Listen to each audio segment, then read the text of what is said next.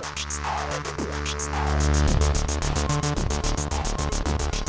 Assalamualaikum.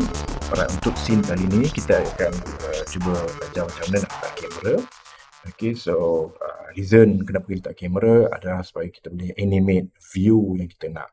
Mungkin ada masa kita nak pan left to right, ada masa kita nak animate zoom in, zoom out. Okay, ataupun kamera tu tilt kiri kanan. Okay, so semua tu perlukan kita pakai kamera sebab kalau based on view yang kita ada sekarang ni, which is perspektif, so dia tak boleh nak animate lah. Jadi kita kena letak kamera.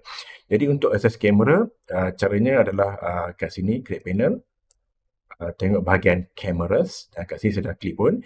So dan Remax dia offer yang standard dan yang analog.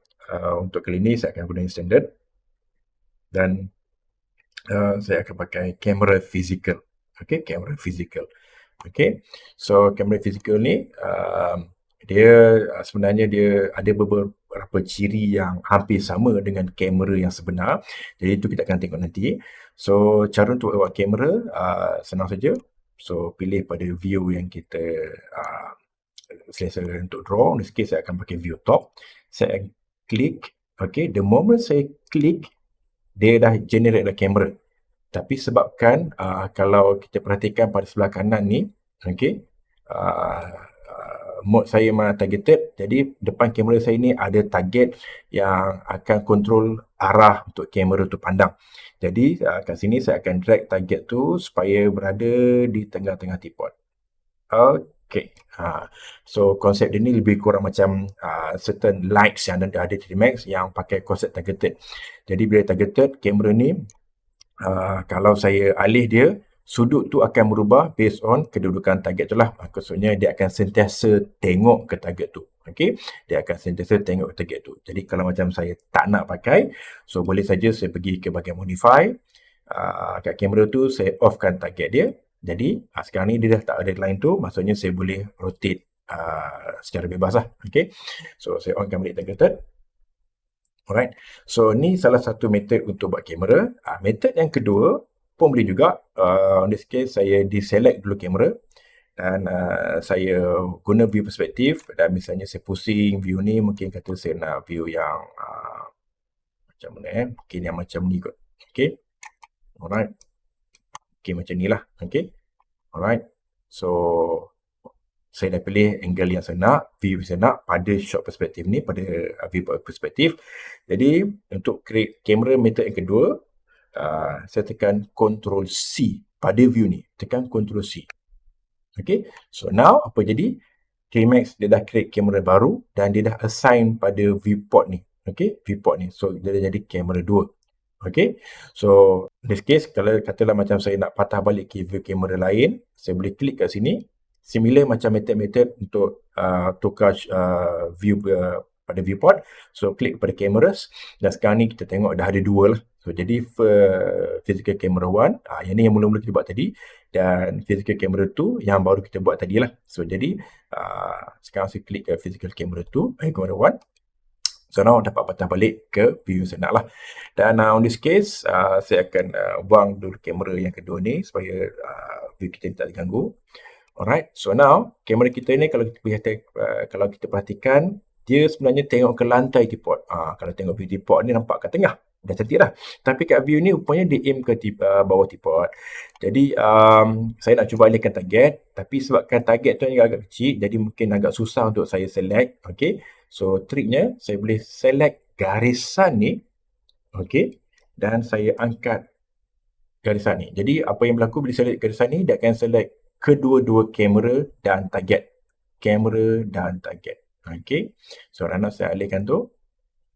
Okay, alright, saya dapat ketinggian yang saya rasa macam okay. Oh, tak cukup sikit lagi. Okay, and now baru saya select kamera, baru saya gerakkan kamera. Okay, so method ni similar untuk lighting lah. Okay, similar untuk lighting. So kalau kita select line yang menyambungkan lighting dengan target tu, line ni akan select kedua-dua tu. Okay, jadi mudah untuk kita alih lah. Alright. So ini kamera kita so far, angle tu dah macam betul dah. So dia tengok apa yang saya aim nak tengok. Alright. Okay, so now pada paparan modify ni ada beberapa setting yang kita boleh tengok.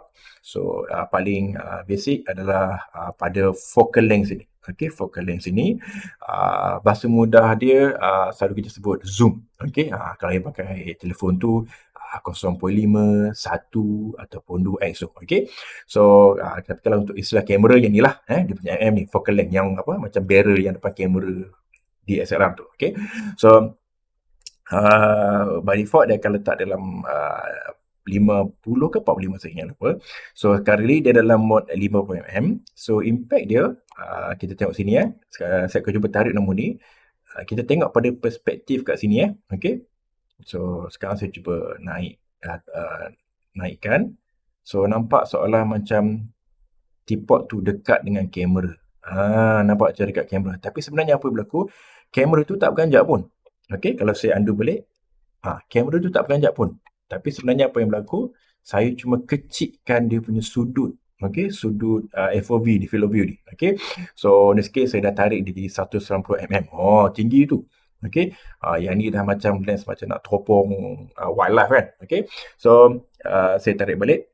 Okey. Ke 50. Okay, so sama juga kalau macam kita nak view yang wide. Okay, so kita boleh turunkan maybe 24. Okay. Okay, jadi kita dapat view yang sangat luas. View yang sangat luas. Okay, so biasanya lens yang wide ni biasanya sesuai untuk scene-scene yang ruang tak banyak. Okay, mungkin kalau macam kita buat scene yang macam architecture ataupun scene interior bangunan, jadi ruangnya agak sempit. Jadi bolehlah pakai focal length yang agak rendah macam ni. Okey, tapi kena ingat bila kita pakai method ni dia akan ada sedikit efek impact pada perspektif objek lah. Okey, on this case subjek kita ni dia akan dapat distorted dan dia punya rupa tu dah macam sedikit membulat lah. Okay. So kalau macam tak nak ada efek membulat tu biasanya untuk fotografi kita akan pakai lens macam lens portrait misalnya. Okay. So jadi mungkin 70 ataupun 90 lah. Okay. So kat sini nampak dia lagi proper sikit lah. Kalau yang tu kita nak lah. Okay. Tapi ada masa mungkin kita pakai 45, mungkin pakai 50 depending on the direction yang kita dah set dalam kita punya storyboard. Okay, so in this case I'm going to set to 50.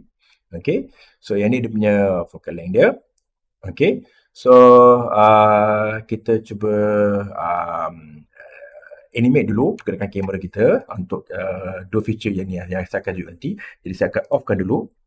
Okay, so right now saya akan animate dia. So animate ni metodnya agak senang. Saya guna metod auto key.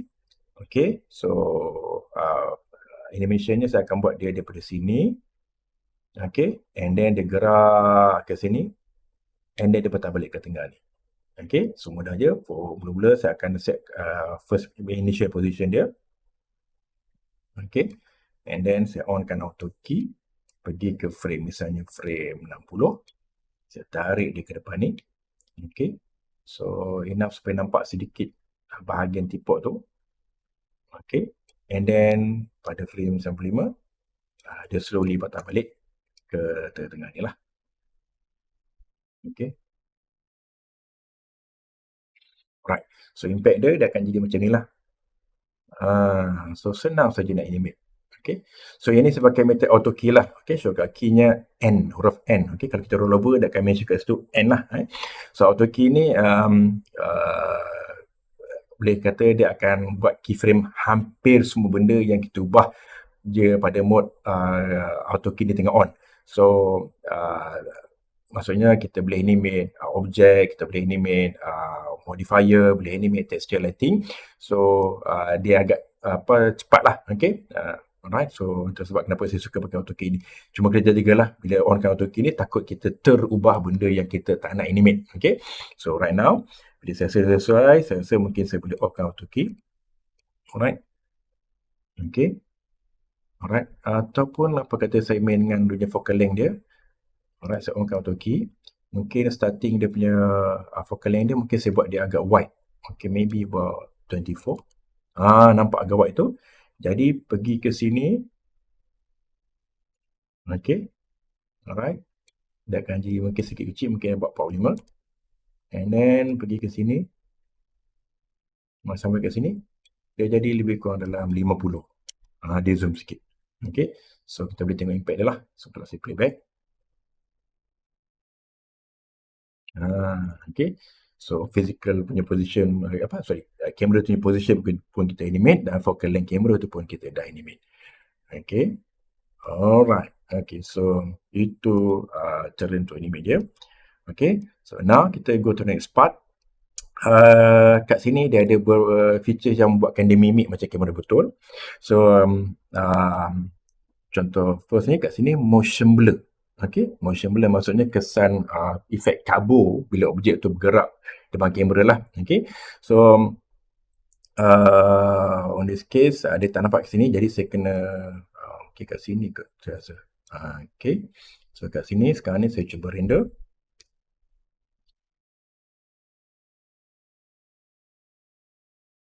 Okey, so nampak kesan kabut kat situ lah. Okey, kat tiang sini dan tiang sini, tiang sini. So yang ni efekkan pergerakan lah. Okey, so bergerak tu jadi nampak bila dia melintas tu nampak ada kabut kat situ.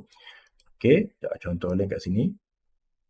Ni masa initial position, dia tak ada apa-apa lagi lah. Dia tak ada apa-apa pergerakan lagi. So jadi dia tak blur.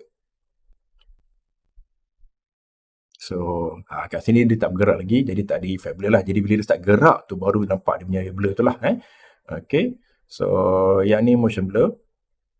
Okay, so saya offkan sekejap. Kita tengok yang satu lagi, depth of field. Okay, depth of field. Okay, asing orang kadang sebut istilah tu sebagai bokeh.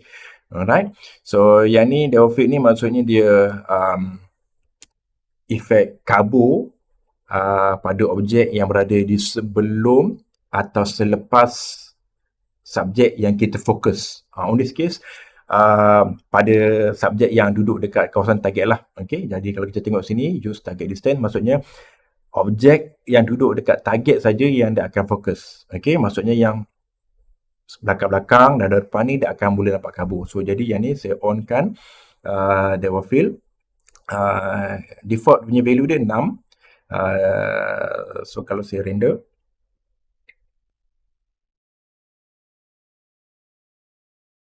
okay, nampak sikit tu, very fine, halus je.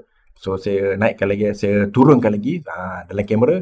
F number ni kalau lagi rendah dia punya F number dia, lagi buka, lagi besar bukaan aperture dia, maka lagi blur lah dia punya depth of field tu. Okay, so jadi saya turunkan maybe 2.4. Okay, alright, kita render.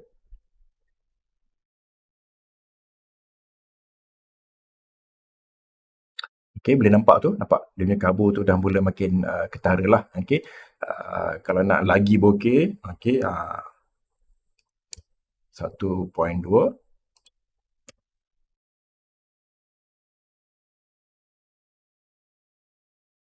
Okay, lagi kabur. Yang ni depth of field lah. Maksudnya efek fokus. Okay, so bukan motion blur.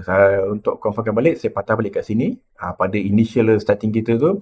So sepatutnya tiang ni akan nampak blur sikit lah. Okay,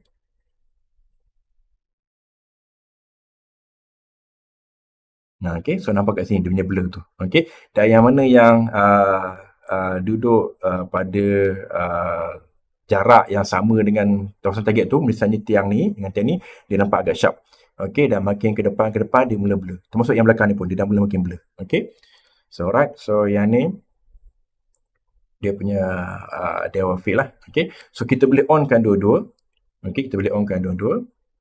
Okay, dan kena ingat bila kita main dua-dua ni, enablekan dua-dua ni, dia akan ada sedikit impact pada rendering. Okay, tapi kualiti dia memang sangat baiklah. Kita tengok.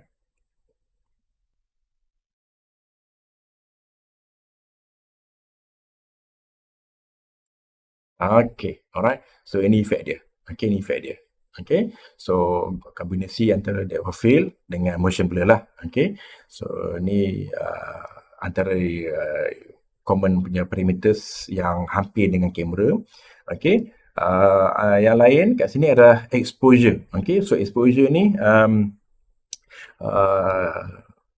maksudnya tahap terang. Okay, tahap keterangan sama ada kita nak dia gelap ke atau terang lah. Okay, So kat sini saya dah set value di 10 sebabkan lighting dia agak condong macam petang. Jadi value 10 tu dia agak ngam-ngam lah exposure dia.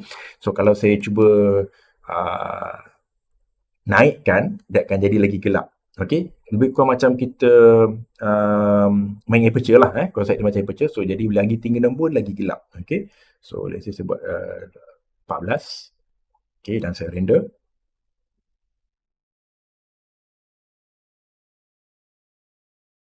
Okey, so makin gelap. Okey, so yang ni 14 lah. 14. So sama juga kalau macam saya kurangkan.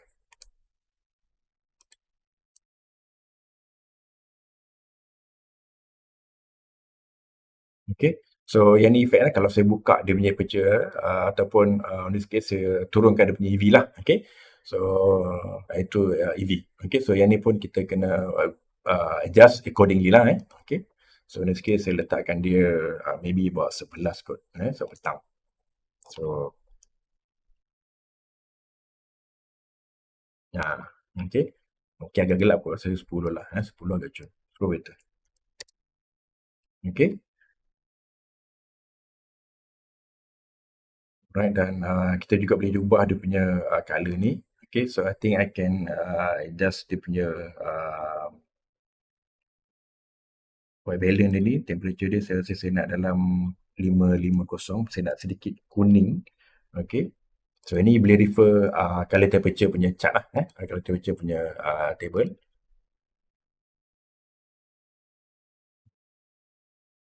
Okay, so defect kat situ lah.